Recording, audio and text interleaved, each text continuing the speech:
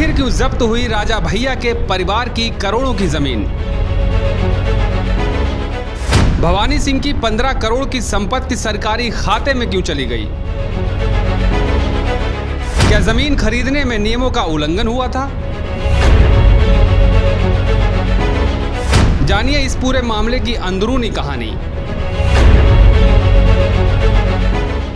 नैनीताल के कैची धाम से आई खबर ने उत्तराखंड से लेकर उत्तर प्रदेश तक सियासी हलचल मचा दी है। सवाल एक जमीन का, लेकिन चर्चा एक बड़े राजनीतिक परिवार की है। बाहुबली विधायक राजा भैया की पत्नी भानवी सिंह के नाम दर्ज करोड़ों की जमीन अब सरकारी खाते में चली गई है।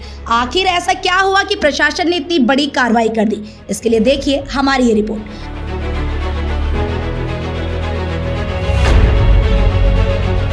उत्तराखंड के नैनीताल जिले में स्थित कैची धाम आध्यात्मिक आस्था का बड़ा केंद्र, लेकिन इन दिनों यहाँ चर्चा किसी धार्मिक आयोजन की नहीं बल्कि करोड़ों की जमीन पर हुई सरकारी कार्रवाई की है। प्रशासन ने कुंडा से विधायक राजा भैया की पत्नी भानवी सिंह के नाम दर्ज जमीन को राज्य सरकार के नाम दर्ज करने का आदेश दे दिया है।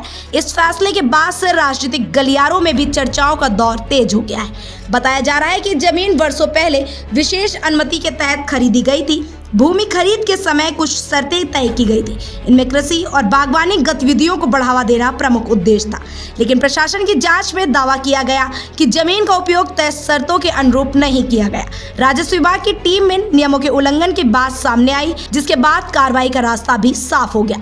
सूत्रों के मुताबिक इस मामले की जाँच लंबे समय से चल रही थी। कई स्तरों पर रिपोर्ट तैयार की गई और रिकॉर्ड खंगाले गए। जाँच पूरी होने के बाद से प्रशासन ने बड़ा फैसला लेते हुए जमीन को सरकारी खाते में दर्ज कर लिया है। यानी अब जिस जमीन पर भानवी सिंह का नाम दर्ज था वह राज्य सरकार के अधिकार में आ चुकी है। इस कार्रवाई का समय बड़ा अहम माना जा रहा है। दरअसल उत्तराखंड सरकार इन दिनों भू कानून को लेकर काफी सख्त नजर आ रही है। राज्य में बाहरी लोगों द्वारा खरीदी गई जमीनों की लगातार जांच हो रही, जहां भी नियमों और शर्तों के उल्लंघन की शिकायतें भी हैं, वहां प्रशासन कार्रवाई करता नजर आ रहा है। ऐसे में राजा भैया के परिवार से जुड़ा यह मामला ज्यादा सुर्खियां बटोर रहा है। राजा भैया उत्तर प्रदेश की राजनीति का बड़ा नाम है।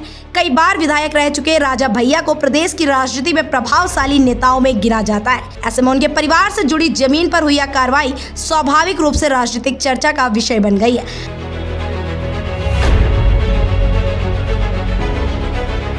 हालांकि प्रशासन का कहना है कि कार्रवाई पूरी तरह नियमों और जांच की रिपोर्ट के आधार पर की गई है।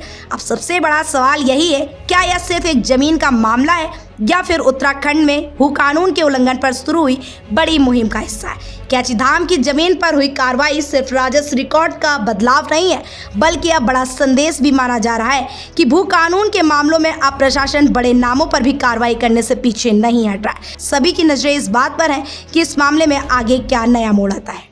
देश की हर खबर सबसे पहले